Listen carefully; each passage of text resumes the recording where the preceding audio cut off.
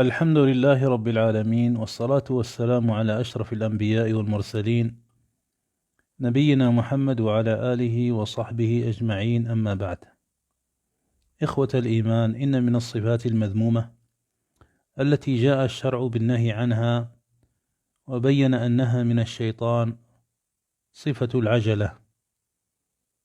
والعجلة هي طلب الشيء وتحريه قبل أوانه، والله عز وجل قد خلق الإنسان من عجل، فطبيعته العجلة. والعجلة جاء القرآن بالنهي عنها، فقد قال الله عز وجل لنبيه عليه الصلاة والسلام: لا تحرك به لسانك لتعجل به. ونبينا عليه الصلاة والسلام كان متخلقا بالقرآن، وكان من خلقه التأني وترك العجلة، وأرشد أمته عليه الصلاة والسلام إلى ترك العجلة، فقال عليه الصلاة والسلام: التأني من الله والعجلة من الشيطان. والله أمر نبيه عليه الصلاة والسلام بالصبر وعدم العجلة، فقال سبحانه: فاصبر كما صبر أولو العزم من الرسل ولا تستعجل لهم. فامتثل النبي عليه الصلاة والسلام ذلك في دعوته، فكان يصبر على البلاء متسليا بمن قبله من الأنبياء. فلما طرد النبي عليه الصلاة والسلام وأخرج ورمي بالحجارة حتى أدموا عقبه الشريفة، جاءه جبريل معه ملك الجبال يستأذنه أن يطبق عليهم الأخشبين أي الجبلين، فقال عليه الصلاة والسلام قولة الرحيم المشفق: بل أرجو أن يخرج الله من أصلابهم من يعبد الله وحده ولا يشرك به شيئا. أما العجلة في الأعمال الصالحة والمسارعة والمبادرة إليها فهذه عجلة محمودة وليست بمذمومة، بل أمر الله عز وجل بها فقال: وسارعوا إلى مغفرة من ربكم، وقال: وسابقوا، وقال على لسان نبيه موسى عليه السلام: وعجلت إليك ربي لترضى. وجاء في السنن أن النبي صلى الله عليه وسلم قال: التؤدة في كل شيء إلا في عمل الآخرة. والعجلة المذمومة هي القطع في الأمر قبل التفكر والمشاورة والاستشارة، ولذا يقول أبو حاتم البستي رحمه الله: إن العاجل يقول قبل أن يعلم، ويجيب قبل أن يفهم، ويحمد قبل أن يجرب، ويذم بعدما يحمد. والعجل تصحبه الندامة وتعتزله السلامة، وكانت العرب تسميها أم الندامات. ولذا يقول الشاعر: قد يدرك المتأني بعض حاجته، ويكون مع المستعجل الزلل.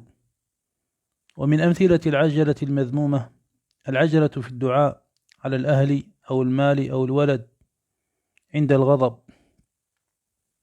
يقول الله عز وجل: ويدعو الإنسان بالشر دعاءه بالخير وكان الإنسان عجولا. ويقول عليه الصلاة والسلام: لا تدعوا على أنفسكم، ولا تدعوا على أولادكم، ولا تدعوا على أموالكم، لا توافقوا من الله ساعة يسأل فيها عطاء فيستجيب لكم. رواه مسلم في صحيحه.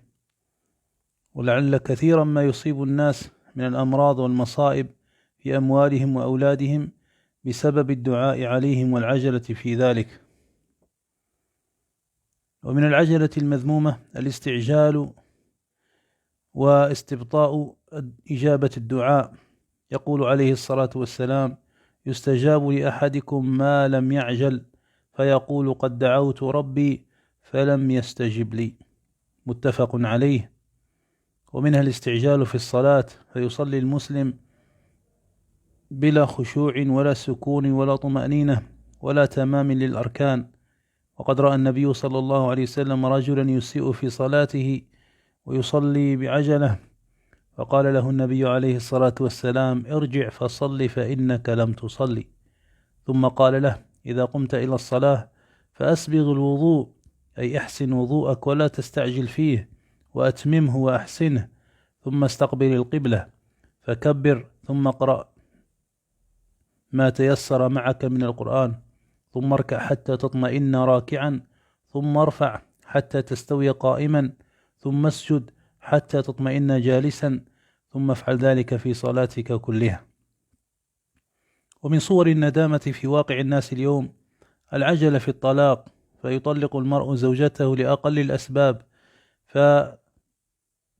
فيخسر امرأته ويشتت عياله ويضيع أطفاله ويهدم بيته، ثم تجده بعد ذلك يجري من شيخ لشيخ ومن مفت لآخر يجد لنفسه حلولا وقد استعجل في هدم بيته.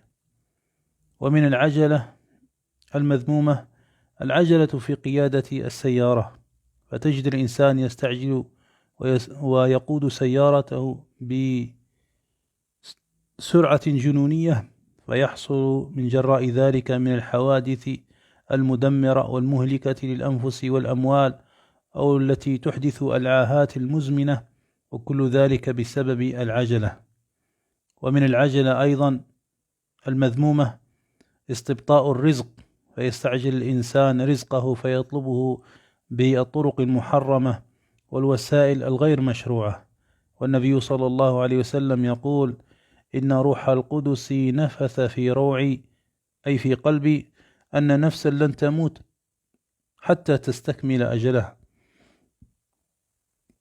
وتستوعب رزقها، فاتقوا الله وأجملوا في الطلب، ولا يحملنكم استبطاء الرزق أن يطلبه بمعصيته، فإن الله تعالى لا ينال ما عنده إلا بطاعته. نسأل الله سبحانه وتعالى أن يرزقنا وإياكم التأني في حياتنا والمسارعة في الخيرات والبعد عن العجلة المذمومة، والحمد لله رب العالمين، وصلى الله وسلم وبارك على نبينا محمد وعلى آله وصحبه أجمعين.